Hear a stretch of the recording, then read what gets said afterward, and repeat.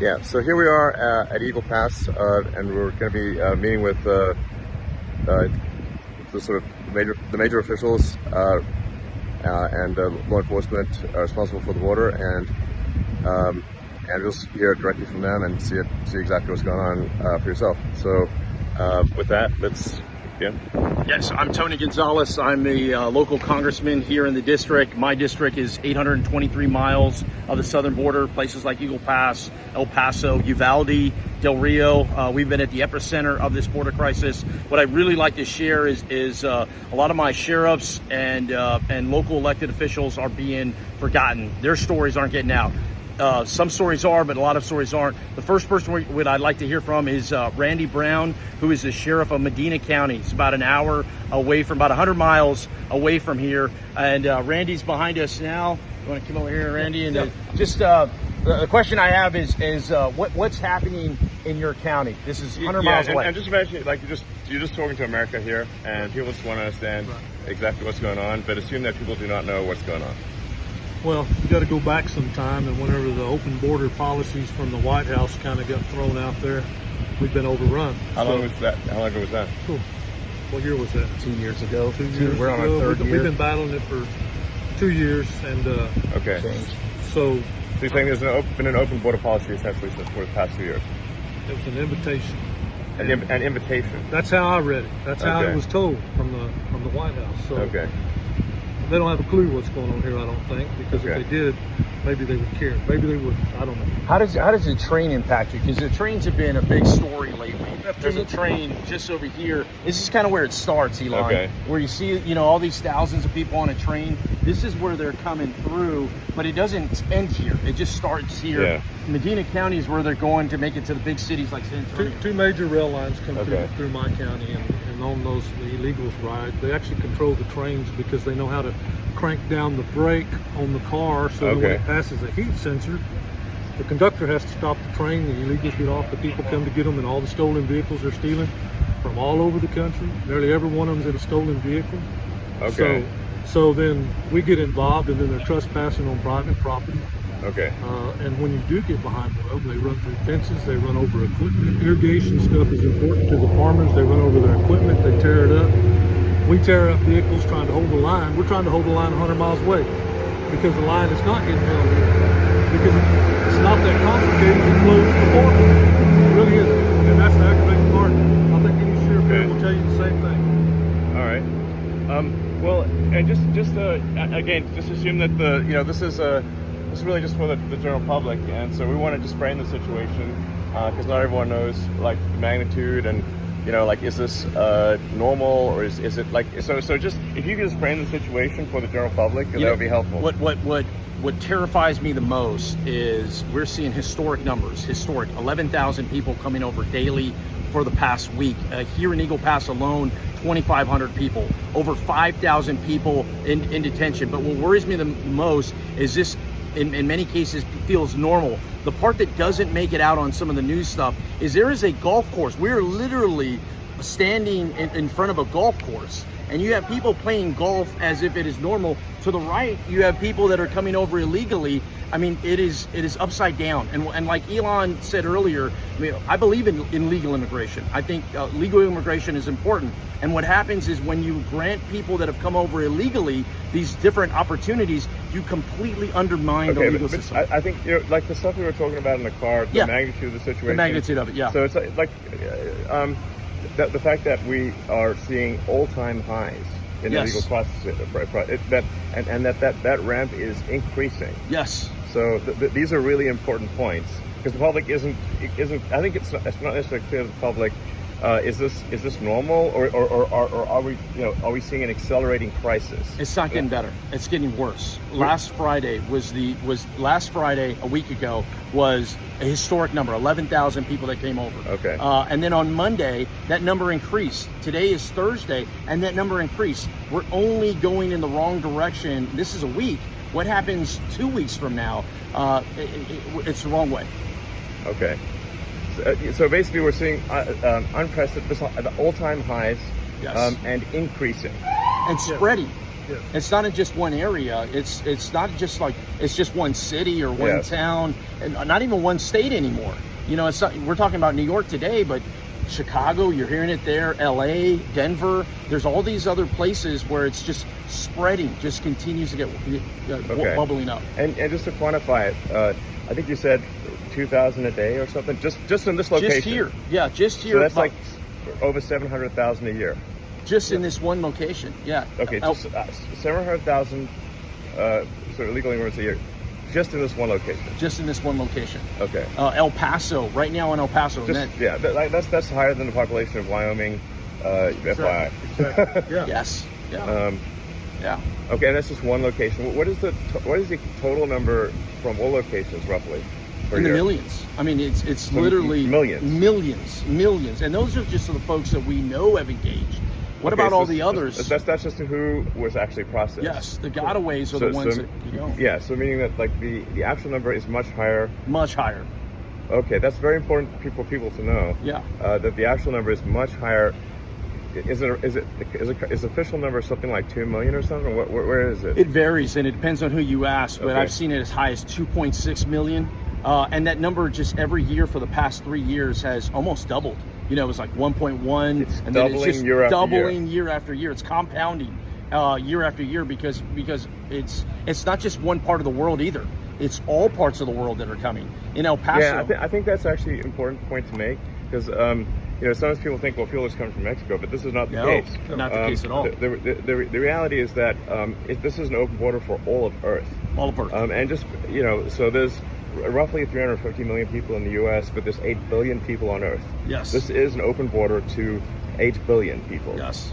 And so, in fact, I believe it's a small minority, or it's a minority. It's a small percentage that are actually coming from Mexico. Yeah. That are Mexican. That's true. Yes. Okay. Sheriff Zertuche, how many? I mean, this is how close are you to the border? 60 miles. 68 miles from the border. 68 miles from the border. That's right. What type of nationalities are coming through your county?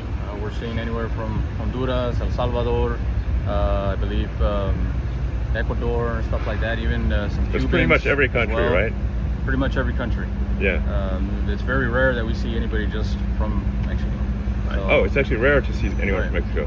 And I'm 68 miles from the border. I'm 80 miles south of here from Eagle Pass. How big is your workforce? How big is the sheriff's office? My patrol staff's only 16 strong. 16 total. Okay. So how many do you have on call at one time? Maybe 2 at the most. Two law enforcement officers to tackle. I mean, some of these counties that I represent, they're size of states. And they've got 2 or 3 people trying to tackle it all. This is where the local community just feel completely overwhelmed because Border Patrol agents used to be the front line, and now they're here. They're under the bridge. They're processing folks, so they're completely out of the game. So these law enforcement, the local law enforcement officers, are carrying all the weight. My county alone is 1,500 square miles. And, right. So that's not possible, really. It's very difficult to handle. Yeah. Okay. And so it's worth going over a bunch of things that you mentioned to me, which is like there's almost no repatriation. Right. This is another thing that I found surprising. Basically, once somebody gets in, they're in. Yes. There's essentially there's in theory repatriation, in theory flying back. Yes. And I believe you talked to the president of Guatemala and asked him if would they take people back, and he said, of course. Yes, I said I'll take every single one of them. Yeah, no problem. No problem. All you got to do is ask call. us. Yeah. Ask, just call. The White House just needs to call. Exactly. Okay. And every white seems like that's like not a difficult thing. Elon, every White House has done that. Okay. Whether it was Trump, whether it was Obama, whether it was Clinton, whether it was Bush, every single White House has had a border issue, and every single one has had to handle it the same way. Okay. By essentially going, we can't let everybody in because it's going to overwhelm us. You're gonna abide by the laws, and if you don't qualify for asylum, we're going to send you back. And as soon as you start doing that, it alleviates the stress. This administration hasn't done that yet. Okay, so of the sort of roughly 2.5 million processed illegals, and then it's maybe as much as twice double that or something. I don't know. So, gotaways. Yeah. Call it like 4-ish million, maybe 5 million total processed and unprocessed. how many of the 4 or 5 million legal immigrants are sent back to their countries every year? I'll give you an example. Here in Del Rio sector is one of 9 sectors. Okay, we're getting over about 2,500 people coming over illegally a day, and we are repatriating or sending 0 back. Zero. So Not, zero is quite a small number. Yeah. exactly. Okay, that's just literally 0. So 0. basically, there's no repatriation. What is happening is This is insane. what is happening is at best they will send people to other parts of the border. That's Okay. not back to where the country of origin. That's to Laredo or El Paso. Okay. In worst case scenario, and I want to bring in the mayor here, the worst case scenario is where they're at. You bubble to a point where there's nowhere else to send them. So what you end up doing is you release them into the street. Imagine what that does to your local community. This is the mayor Hi, of how you Eagle doing? Pass. Welcome Hi. to Eagle Pass. Rolando Salinas, mayor of the city of Eagle Pass, Hi. and it's been a rough. Oh, a nice town. Oh, thank you. Thank Yeah, you. It is. just FYI, in case people are wondering whether Eagle Pass is like you know, like a rundown town. It's actually really clean and nice. Just FYI. Thank you so much. Yeah. You know, we're a city of 28,000 people, and we've had 19,000. And sorry, maybe toward the camera, I suppose. Eagle Pass is a city of 28,000 people. We've had over 19,000 people in the last about 10 days come in. So we don't have the resources. It's like wait, more people are coming in by far, you know, than I mean, it's exceeding the population of the town on a regular basis. Absolutely. We don't have the resources to Mayor, control. when you talk about the hospital, Absolutely. I think that's a Absolutely. piece that a lot of people are missing. Eagle Pass has one hospital. So you have thousands of people visiting this hospital. People are getting frustrated. The safety's taking a toll. People can't get medical care, our local constituents, because they're treating people that are coming in from other countries. It's just, There's only so many doctors. there's only so many doctors, only so much we could do. The thing is, they're coming in without consequence, and the word gets out back to the countries, hey, come to the U.S., come to Eagle Pass, come one, come all kind of situation. And it's disappointing that we don't have a reform where we can solve this issue. The other thing about this too, Elon, is it should not be a partisan issue. I get it. The politics in it are lucrative. Exactly. There's certainly a temptation to make it a partisan issue. 100%. Yeah. But you know, this is across the board. I don't care if you're a D or an R, if you vote, don't vote, Yeah. urban America, rural America, everybody's impacted the same way. When the crisis hits your town, it's like a hurricane. When a hurricane hits you, everybody gets washed out. Sure. And it's no different. So I think there's an opportunity here if we can message it in a manner of, this is about solutions. Hey, I get the finger pointing. It's easy to say why we got here. It's like, how do we just get out of here? And I think there are some real tangible solutions we can get. Okay, so I guess like the first part of this video, and I'll take a minute to upload it once this time, Sure. is just to frame the problem so Yes. that the American people understand the magnitude of the problem, how quickly it is growing, and that there is basically no solution currently being implemented. Yes. Yeah. Yes. Okay, and just to understand, like when, you know, you're telling me like sometimes, you know, people coming through are, you know, they have gang tattoos and, and they have the tear, tattoo on the forehead. Like I'm not sure, maybe that everyone knows what tattooing a tear on your head on your face means. I visited. That's good. It's not good. It's not good. I visited. Just Okay. nonstop.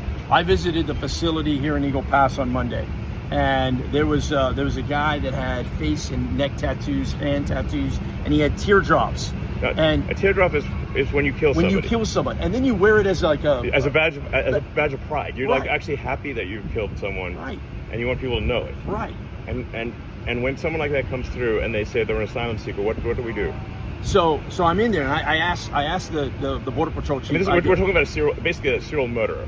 Because he has multiple teardrops. Serial murderer and proud of it. Yes. Yes. This is not somebody you want babysitting. No, subtle. No, not at all. Okay. And so when I asked the border patrol chief, I go, hey, what's up with this guy? Yeah. And he asked him in Spanish. He goes, hey, have you ever been arrested before? He goes, oh, of course not. And he's like, no, I've never been arrested. And so what the border patrol chief said, he goes, we do not have records from people from Venezuela. Sure. So we can't track, unless they were arrested in the United States, we really don't know who some of these actors are. Many people you'll see are fleeing poverty. I get that. Sure. But there are others that are fleeing, incarceration. Yes. we are basically, it seems like the place where you can go to get away from the law. Yes. So Okay, well, I think with that, oh, and I see this sort of a, you know, just a kind of a group over there that's coming in. So it's, you know,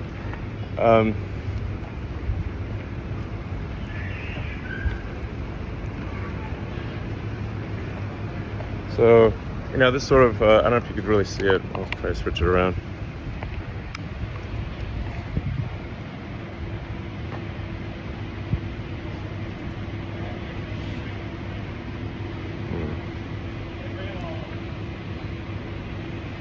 Well, I can't really switch around. So anyway, that's like, I don't know if you can sort of see that group, but that's a group there. Yeah, so here we are at Eagle Pass.